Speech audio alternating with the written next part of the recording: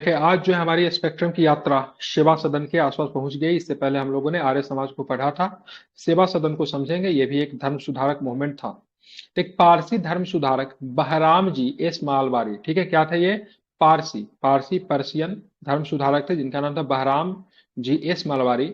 ने 1908 में सेवा सदन की स्थापना की, ठीक है। अगर पूछा जाएगा सेवा सदन की स्थापना किसने की, तो क्या बताएंगे? सेवा सदन की स्थापना की बात की किसने की थी? क्या नाम था? बहराम जी। क्या नाम था? बहराम जी, ठीक है। बहराम जी क्या नाम था? एम मालवारी। क्या बताएंगे? बहराम जी एम मालवारी, ठीक है। क्या थे ये? पारसी थे। क्या थे ये? पारसी थे, ठीक है। बिल्कुल। कब हुआ था स्थापना? तो 1908 में हुआ था। कब हुआ था? 1908 में, ठीक है। अपने मित्र दीमान दयाराम गिडुमल के साथ मिलकर की थी। मालावारी ने बाल विवाह के विरुद्ध तथा विधवा पुनर्विवाह के पक्ष में जोरदार तरीके से बात की। यह उनके प्रयासों का परिणाम था कि एज ऑफ कंसेंट एक्ट पारित किया गया, जो महिलाओं की सहमति की आयु विनियमित करता है, ठीक है। मतलब क्या? फिजिकल रिलेशंस के लिए, ठीक है, सहमति होनी चाहिए, ठीक है, उसके लिए एज ऑफ कंसेंट पारित किया गया था। आई थिंक 1891, 1891 में शायद एक अधिनियम आया था, ठीक है, जिसमें से मतलब वो था, उसमें पारित की, उसको एज ऑफ कंसेंट के नाम से जानते हैं, ठीक है। यह सदन शोषित एवं समाज द्वारा तिरस्कृत महिलाओं के उत्थान के लिए प्रयत्न था। ये सभी जाति की महिलाओं के लिए दीक्षा, चिकित्सा सुविधाओं एवं सामाजिक सेवा का भी कार्य करता था। तो विशेष कुछ नहीं है। सेवा सदन का पूछता संस्थापक का नाम, तो बहराम जी एस मालवारी, जो कि पर्शियन थे, ठीक है, सॉरी पारसी धर्म सुधारक थे, सॉरी, ठीक है। 1908 में इन्होंने सेवा सदन की स्थापना की और अपने मित्र दीवान दयाराम गिडुमल के साथ मिलकर की थी, ठीक है, ध्यान में रखना है। और इन्होंने एज ऑफ कंसेंट एक प्रस्तुत किया गया, जो कि मतलब आगे चल के, ठीक है, जो कि मतलब महिलाओं की सहमति की आयु विनियमित करता है, उनमें इनका महत्वपूर्ण योगदान था। विशेष कुछ नहीं। अब आते हैं देव समाज, ठीक है। देव समाज की स्थापना हुई थी 1887 में। कब हुई थी देव समाज की स्थापना? 1887 में हुई थी। किसने किया था? तो शिव नारायण अग्निहोत्री ने किया था। किसने किया था? शिव नारायण अग्निहोत्री जी ने वेद समाज की स्थापना की थी, जो पहले ब्रह्म समाज के अनुयायी थे, ठीक है। ये अग्निहोत्री जी की बात करेंगे तो ब्रह्म समाज के अनुयायी थे, ठीक है। इन्होंने मतलब जो देव समाज की स्थापना की थी, लाहौर में की थी। ये पूछा जाता है, तो देव समाज की स्थापना कहाँ पे हुआ था? कहाँ पे हुआ था देव समाज का स्थापना? ठीक है, कहाँ पे हुआ था? तो लाहौर में हुआ था, ठीक है। कब हुआ था? कब हुआ था? अठारह देव सौ समाज की सत्तासी स्थापना कब हुआ था? 1887 में हुआ था, ठीक है। 1887 में हुआ था देव समाज की स्थापना, नेहरू जी के जन्म से 2 वर्ष पहले, ठीक है। कहाँ पे हुआ था? लाहौर में हुआ था। किसने किया था? अगर ये पूछेगा तो क्या बताएंगे? किसने किया शिव था? नारायण के। बिल्कुल, ठीक है, शिव नारायण अग्निहोत्री ने किया था। कहाँ पे? तो लाहौर में किया था, ठीक है। ये पहले किस किस संस्था से जुड़े हुए थे? तो ब्रह्म समाज से जुड़े हुए थे, ध्यान में रखेंगे, ठीक है। इस समाज का मुख्य उद्देश्य, ठीक है, ब्रह्म आत्मा की शुद्धि, गुरु की श्रेष्ठता की स्थापना एवं अच्छे मानवीय कार्य करना था। मतलब सिंपल शब्दों में अगर बात करेंगे तो नैतिकता की सुधार करना। इस सब बात का एक बात क्या बोलेंगे इसको? नैतिकता की सुधार करना था। इसने आदर्श सामाजिक व्यवहारों तथा यथा रिश्वत न लेना, मांसाहारी भोजन एवं मद्यपान का निषेध एवं हिंसात्मक कार्यों से दूर रहने इत्यादि अपनाने पे जोर दिया। मतलब मनुष्य में नैतिकता का विकास कैसे हो, इस संदर्भ में काम किसने किया? देव समाज, ठीक है। इस समाज की शिक्षाओं को देव शास्त्र नामक पुस्तक में संकलित किया गया है। देव समाज की शिक्षा आपको किस पुस्तक में आपको मिलेगा? ठीक है, के नाम है। बिल्कुल, ठीक है। किसमें मिलेगा? तो देव शास्त्र में मिलेगा। तथा अग्निहोत्री ने बाल विवाह के विरुद्ध भी मतलब क्या की थी? आवाज उठाई थी, ठीक है। तो तारीख याद रखिएगा, फाउंडर का नाम याद रखिएगा, लाहौर में स्थापना हुआ तो सो याद रखिएगा, ठीक है। नैतिकता का विकास करने पे मांसाहारी भोजन नहीं करना है, मद्यपान का निषेध करना है, रिश्वत न लेना है, ठीक है, सामाजिक हिंसा से दूर रखना है, ठीक है, आत्मशुद्धि की बात भी की थी, गुरु की श्रेष्ठता की स्थापना में अच्छे मानवीय कार्य करना इनका मुख्य उद्देश्य था। अब आते धर्म सभा, ठीक है। धर्म सेवा बड़ा इंपॉर्टेंट चीज है, क्योंकि जहां पे बहुत अधिक सुधार चल रहा था, बहुत अधिक सुधार चल रहा था हिंदुओं के अधीन, ठीक है, हिंदू धर्म में, ठीक है, हिंदू धर्म में बहुत अधिक कुरीतियां थी, उसको काउंटर करने की तरह तरह की समितियां चल रही थी। तो वो जो समिति को मुख्य रूप से आर्य समाज, सॉरी, ब्रह्म समाज वगैरह सबको काउंटर करने के लिए धर्म सभा का नींव रखा गया। ये मुख्य था। हिंदू धर्म में जो जो भी चीजें हैं, जो हमारे पुराण में है, जो हमारे वेद में, उसका समर्थन करने वाली थी। मतलब ये जो थी, ये पुरातन रीति रिवाज जो था, पुरातन एवं रूढ़िवादी रीति रिवाज था, उस सब का समर्थन करती थी। दैट मीन्स सती प्रथा का भी ये समर्थन करती थी। विधवा पुनः विवाह का विरोध करती थी। मतलब आर्य समाज जो जो चीज कहेगा ना, सॉरी आर्य समाज में बोल रहा हूं, ब्रह्म समाज जो जो चीज कहेगा उसका, ठीक है, विरोध करेगा ये, ठीक है, मतलब उसके काउंटर में बना। जैसे आपने अभी बिहार पढ़ा ना, तो मतलब वहां पे किसान सभा बना, तो किसानों के काउंटर में क्या जमींदारों ने भी अपना सभा बना लिया कि नहीं बना लिया। उसी तरह से धर्म सभा बना था जो कि धर्म की बात करती थी, हिंदू पुरातन रूढ़िवादी तत्वों को संरक्षित करने का प्रयास किया था। सती प्रथा का विरोध किया था, मतलब सती प्रथा का खत्म करने का विरोध किया था, मतलब समझ रहे हैं ना, सती प्रथा उन्मूलन का विरोध किया था। मतलब इनका मानना था कि समाज में सती प्रथा बना हुआ रहे। इसकी स्थापना 1830 में राधाकांत देव ने की थी। किसने की थी इसकी स्थापना? 1930 में राधाकांत देव ने इसकी स्थापना की थी। इनसे प्रश्न नहीं पूछता था इसका उद्देश्य क्या था। तो इसका उद्देश्य जो था, जो हमारा जो धार्मिक सामाजिक मामला जो है वो पुरातन एवं रूढ़िवादी परंपरा जो है उसमें जो तत्व जो है वो हमेशा बना हुआ रहे। इसी क्रम में ब्रह्म समाज सती प्रथा का विरोध कर रहे थे, इसने सती प्रथा का समर्थन किया। नहीं भाई, सती प्रथा जो है सामाजिक और धार्मिक कल्चर का हिस्सा है और इसको समाज में क्या रहना चाहिए, बने हुए रहना चाहिए, ठीक है। यहां तक इसे सती प्रथा को समाप्त किए जाने के प्रयासों का भी विरोध किया, लेकिन सभा में पाश्चात्य शिक्षा का विशेषकर बालिकाओं में इसे प्रोत्साहित करने का समर्थन किया, ठीक है। मतलब वेस्टर्न शिक्षा, पाश्चात्य शिक्षा का बालिकाओं को दिया जाए, इसका इसने समर्थन किया। अगर पूछा जाएगा, ठीक है, ब्रह्म समाज को काउंटर करने के लिए किस संस्था का गठन किया गया था, तो आप क्या बताओगे? धर्म सभा, ठीक है। और इसकी स्थापना किसने की थी? राधाकांत देव। अगर ये पूछेगा कौन सी संस्था अपने विचारों में रूढ़िवादी थी, तो क्या बताएंगे? धर्म सभा। जितने भी संस्था के गठन हुआ सबके सब विचारों में आधुनिकवादी थी, आधुनिकता पे बल देती थी। वेद को, ठीक है, पुराण को आधार बना के बोला से सती प्रथा इसमें नहीं है। मतलब ये सारी चीजें आपके न तो पुराण में है न तो आपको वेद में देखने को मिलता है। इन कुरीतियों को समाप्त करो। और धर्म सभा ने ठीक उल्टा किया, इसने हिंदू धर्म में जो भी पुरातन व्यवस्था जो थी, रूढ़िवादी परंपरा जो थी, उसको बना के रखने का बल दिया, ठीक है। मतलब ये विकास का मतलब कह सकते हैं, विरोधी कहना ठीक नहीं होगा, लेकिन मुख्यतः पुरातन व्यवस्था को बनाए रखने के समर्थक थी। अब आते हैं भारत धर्म महामंडल। ये भारत में शिक्षित रूढ़िवादी हिंदुओं का संगठन था। ध्यान में रखिएगा, अभी भी शब्द कौन सा प्रयोग हुआ है? रूढ़िवादी, ठीक है। रूढ़िवादी, रूढ़िवादी को इंग्लिश में क्या बोलते हैं? कंजर्वेटिव बोलते हैं, ठीक है। क्या बोलते हैं? कंजर्वेटिव। और जो कंजर्वेटिव लोग जो होंगे, ठीक है, वो बदलाव में विश्वास नहीं करते। They don't believe in change. जैसे घर में दादी हो जाएंगे, दादा हो जाएंगे, वो बहुत अधिक क्या होता है, ठीक है, कंजर्वेटिव होते, रूढ़िवादी होता है। उसी का एक शब्द, उल्टा शब्द होता है मॉडर्न। मॉडर्न मतलब आज की दुनिया के हिसाब से चलने वाला। तभी आपने देखा, बोलते हैं। हाँ, आप देखेंगे यहाँ पे धर्म समाज क्या था, वो भी रूढ़िवादी था। जबकि जबकि ब्रह्म समाज क्या था? मॉडर्न था। उसने धर्म के अधीन फैले कुरीतियों का विरोध किया, अंग्रेजी शिक्षा का समर्थन किया, नए नए परंपराओं का मतलब क्या किया, नई जो चीजें जो थी उस समय वर्तमान में थी उनका मतलब क्या किया, समर्थन किया।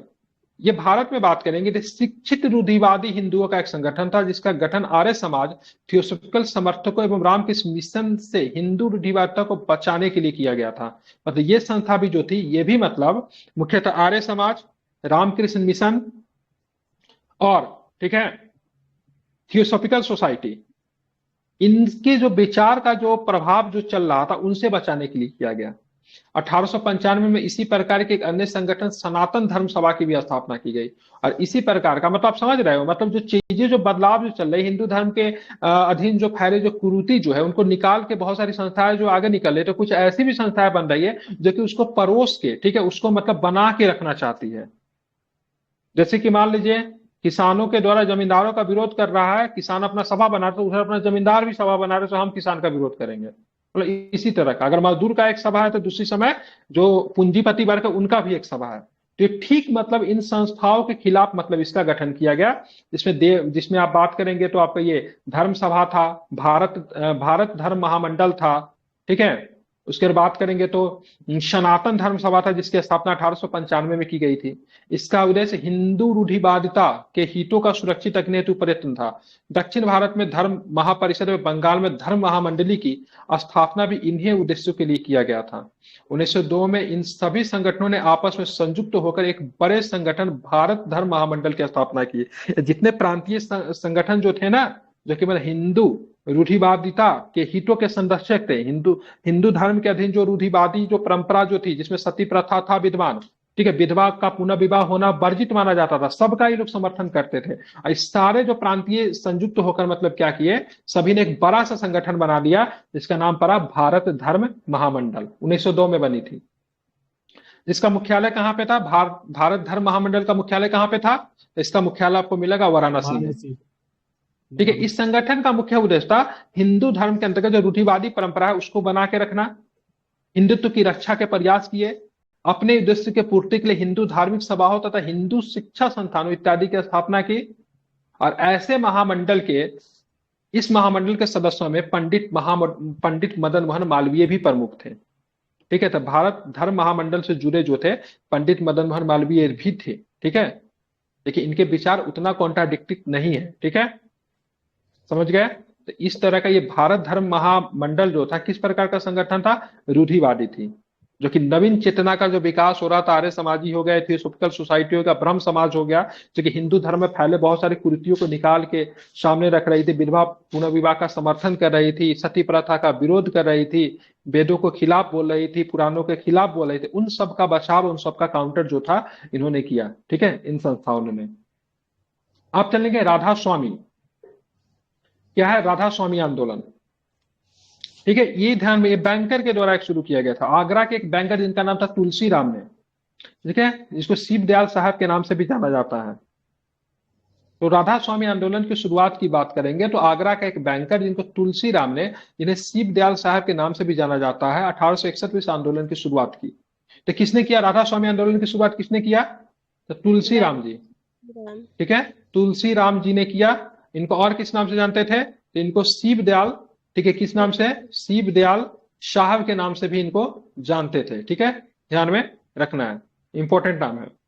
इस आंदोलन के समर्थक एक ही ईश्वर की सर्वोच्चता में विश्वास करते थे, गुरु की सर्वोच्चता में विश्वास करते थे, सत्संगों का आयोजन करते थे एवं सादगी पूर्ण सामाजिक जीवन में आस्था रखते थे। वो सांसारिक माया मोह से दूर रहने का भी प्रयत्न करते थे। इसके अनुसार सभी धर्म क्या है? सत्य है।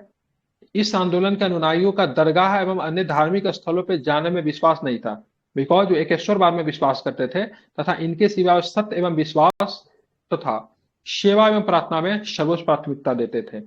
ठीक है, तो राधा स्वामी आंदोलन के संस्थापक का नाम तुलसी राम या फिर शिव दयाल साहब था, जो कि पेशे से एक बैंकर थे। 1861 में इस आंदोलन की शुरुआत हुई थी और जिसका मुख्य उद्देश्य था नैतिकता का बढ़ाना, जिसमें मुख्यतः क्या था? एक ईश्वर की सर्वोच्चता में विश्वास था, गुरु की सर्वोच्चता थी, सत्संग का आयोजन करते थे, सादगीपूर्ण सदाचार जीवन जीते थे, सांसारिक मोहमाया से क्या करते थे? दूर रहते थे।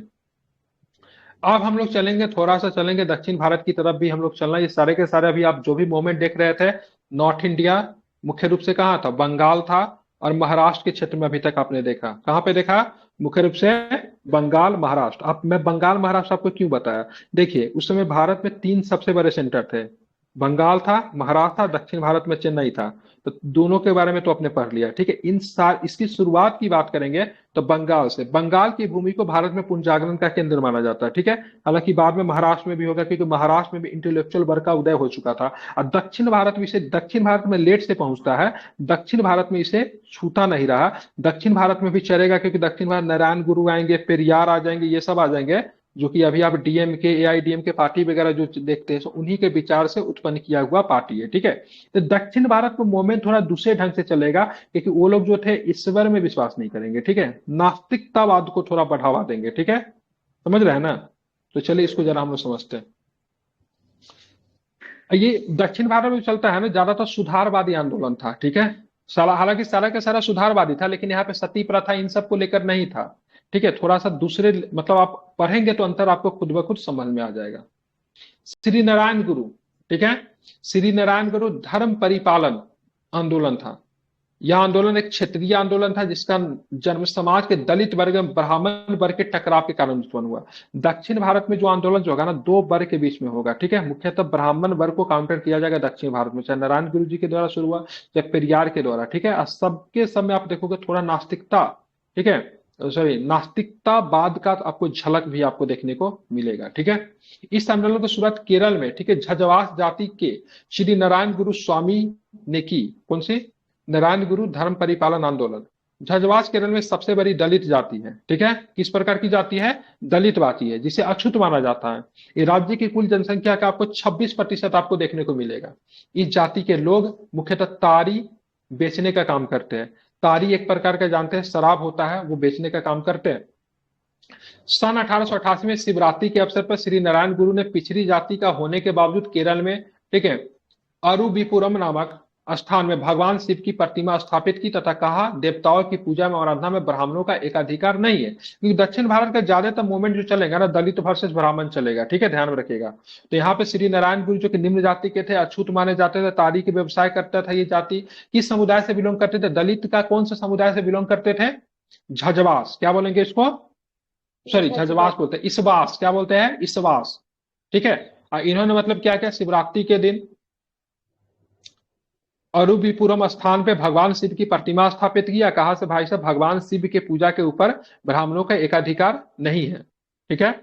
उन्होंने स्थानीय मंदिर की दीवार पर लिखा कि जातीयता एवं प्रजातीयवाद को बढ़ावे वाले दीवार को गिरा दो। जातीयता एवं प्रजातीयता बढ़ाने वाले दीवारों को गिरा दो, आपसी घृणा को दूर करो, सद्भाव बढ़ाओ, हम सभी यहाँ भाई भाई की तरह रहेंगे। इस आंदोलन, ठीक है, जिसको आदि विपुरम आंदोलन का दक्षिण भारत में दूरगामी प्रभाव पड़ा। अरुविपुरम क्या था? तो यहीं पे उन्होंने मंदिर स्थापित किया था देवता का, ठीक है। इसने दक्षिण भारत में लोगों को एक नई चेतना जागृत की तथा इस क्षेत्र में अनेक आंदोलनों की पृष्ठभूमि तैयार की। बाद में होने वाले अनेक आंदोलन विशेषकर मंदिर प्रवेश आंदोलन को लेकर रहेगा, क्योंकि भाई साहब दक्षिण भारत दलित समुदाय को मंदिर में प्रवेश करने की अनुमति नहीं थी।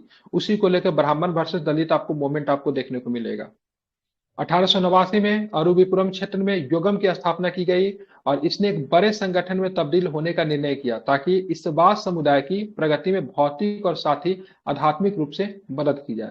इस बास समुदाय के बारे में आपको बता दिए, केरल का सबसे बड़ा दलित समुदाय है, जिनको मंदिर में जाने की अनुमति नहीं थी, देवता की पूजा करने की अनुमति नहीं थी। इन्हीं को देखते हुए नारायण गुरु ने मूवमेंट को चलाया और उन्होंने मतलब क्या किया? शिव की प्रतिमा भी स्थापित किया, उसका पूजा भी किया। इस प्रकार अरुविपुरम श्री नारायण गुरु धर्म परिपालन योगम को भारतीय कंपनी अधिनियम के अंतर्गत 1903 में पंजीकृत किया गया। नारायण गुरु इसके अस्थायी अध्यक्ष बनाए गए और उनके शिष्य कुमारन, क्या नाम था? कुमारन आसन को महासचिव बनाया गया। एसएनडीपी के निर्माण में डॉक्टर पल्पू के प्रयासों को ध्यान में रखा जाना चाहिए। क्या नाम था? डॉक्टर पल्पू के प्रयास। उन्होंने इसावा मेमोरियल, मलयाली मेमोरियल के माध्यम से सामाजिक न्याय हेतु संघर्ष भी मतलब क्या किया था? प्रारंभ किया था। इस योगम के कई उद्देश्य थे, जैसे शिक्षण संस्था में सभी समुदाय को छात्रों का परिवेश दिलाना चाहिए, चाहे दलित हो चाहे ब्राह्मण और डजन पैटर्न। सरकारी सेवाओं में भर्ती सबका होना चाहिए, मंदिरों में प्रवेश की अनुमति होनी चाहिए, राजनीतिक प्रतिनिधित्व इत्यादि। इस सब इसका क्या था? डिमांड था। अब देखेंगे इस आंदोलन के फलस्वरूप केरल में दलितों को नए अधिकार प्राप्त हुए, कई निश्चित क्षेत्रों स्थानों और उनको प्रवेश मिला, उन्हें चेतना का प्रसार हुआ। दलितों को उनके सामाजिक अधिकार दिलाने में इस आंदोलन की महत्वपूर्ण भूमिका जो थी रही थी, ठीक है। मुख्य रूप से मंदिरों में प्रवेश दिलाना। बोक्का लीग, ठीक है, क्या नाम? बोक्का लीग संघ। इस आंदोलन की शुरुआत 1905 में होती है, मैसूर में होती है, ठीक है।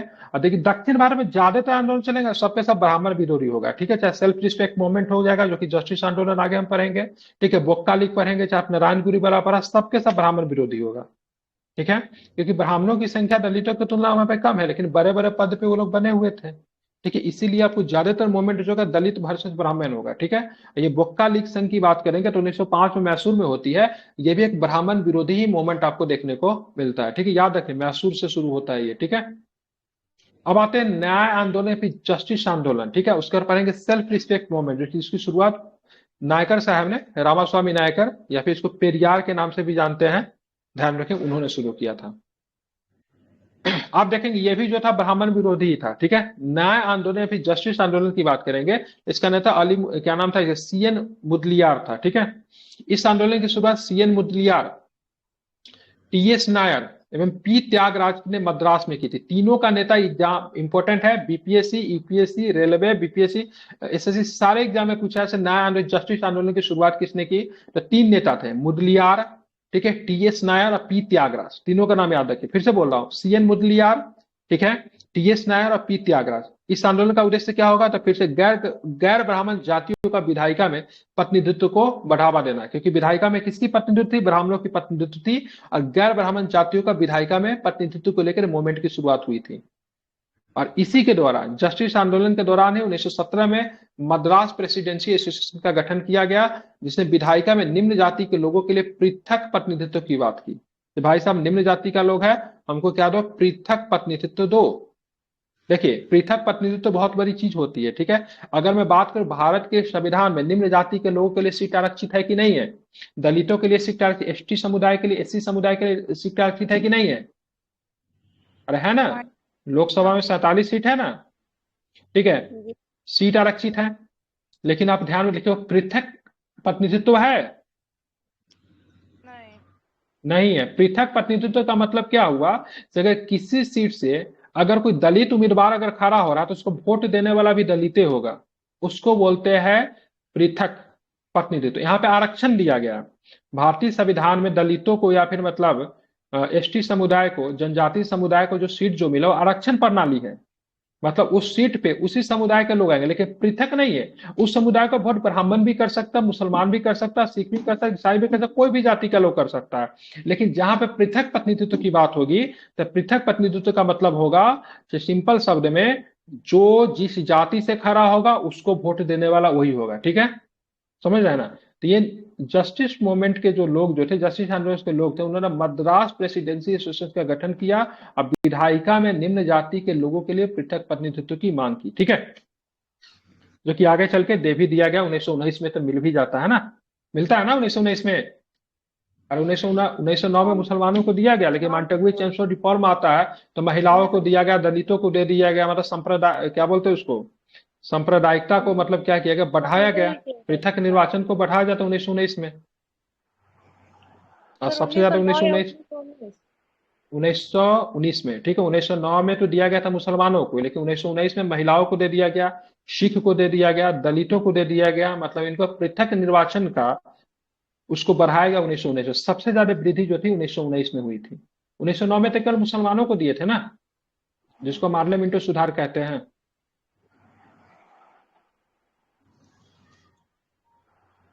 किधर गया भाई माउस? चल कहा नहीं रहा।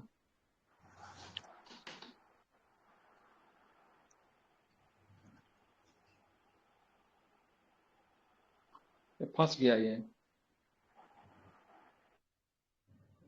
वो सेल्फ रिस्पेक्ट मूवमेंट पढ़ाना है। रुक।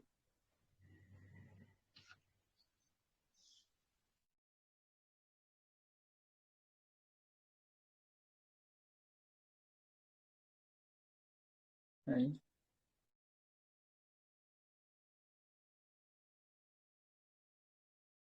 लगता है ये भी थक गया, बोल रहा है, तो बोला था एक ही क्लास लेंगे तो पूरा ही पढ़ा दिया। नाराज हो जाता है ये लोग।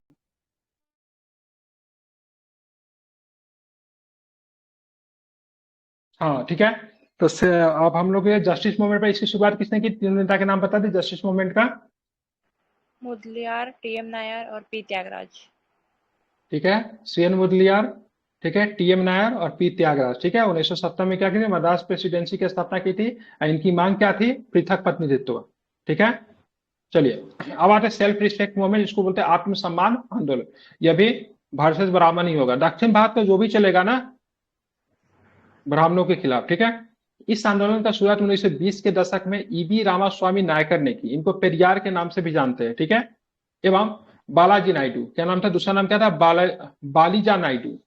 इसने समाज में ब्राह्मणों की सर्वोच्चता को चुनौती दी तथा लोगों से ब्राह्मणवाद का विरोध करने के लिए आगे आने का आह्वान किया। इसने पिछड़ी जाति के लोगों को विभिन्न अधिकार तथा प्रतिनिधित्व देने की मांग की। आंदोलन के अनुयायियों ने कहा कि धार्मिक कर्मकांडों में ब्राह्मणों की उपस्थिति अनिवार्य नहीं है, ठीक है। उन्होंने लोगों से अपील की कि वे विवाह के अवसर पर विभिन्न पूजाओं के लिए ब्राह्मणों को आमंत्रित न करें, ठीक है। और अभी जो आप पार्टी जो देखते हैं, ए आई डी के जो देखते, AIDMK, ठीक है, फिर द्रविड़ मुन्नेर कमगम, DMK, ये सब पार्टी जो है पेरियार के सिद्धांतों पर काम करती है, ठीक है। इसलिए आप देखिएगा इन पार्टी के नेता जो हमेशा हिंदुत्व के खिलाफ उल्टा सीधा बात बोलते रहेगा। अभी हाल फिलहाल में बोला है ना, स्टालिन का पुत्र क्या नाम था, ठीक है। तो हमेशा देखिएगा इन्हीं थ्योरी पे काम करता है, ठीक है। कल के क्लास में हम लोग देखेंगे मंदिर प्रवेश आंदोलन देखेंगे, ठीक है। क्योंकि मंदिर प्रवेश आंदोलन के लेके जो दक्षिण भारत में मूवमेंट जो चलता है उसमें गांधी जी का भी कुछ समर्थन होता है, ठीक है। एक आंदोलन आपको चले जाएगा कहाँ पे, केरल में चलता है। कौन सा आंदोलन था जिसपे गांधी, जो कि रोड पे चलने के लिए मनाही था, मतलब दलित, मतलब वहां पे अ, नाम भूल रहा हूँ, ठीक है, दिया होगा इसमें, ठीक है।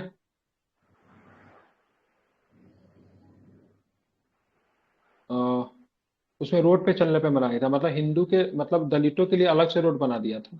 और जो मतलब जो जो वहां पे जो स्वर्ण जाति का जो लोग थे, ब्राह्मणों का रोड था, उसपे दलित चल तक नहीं सकते थे, ठीक है। तो उसको लेके भी मूवमेंट हुआ था। तो मंदिर प्रवेश, दक्षिण भारत में जो मंदिर प्रवेश आंदोलन होता है, निम्न जाति के लोगों को मंदिर में प्रवेश करने की अनुमति जो थी नहीं थी, उसको लेके भी मूवमेंट होता है। वो भी हम लोग कल के क्लास में देखेंगे। चलिए, शुक्रिया। एक सब्जेक्ट आज रह गया, उसको भी निपटाना था, बट कोई नहीं, कल हम लोग देखेंगे उसको।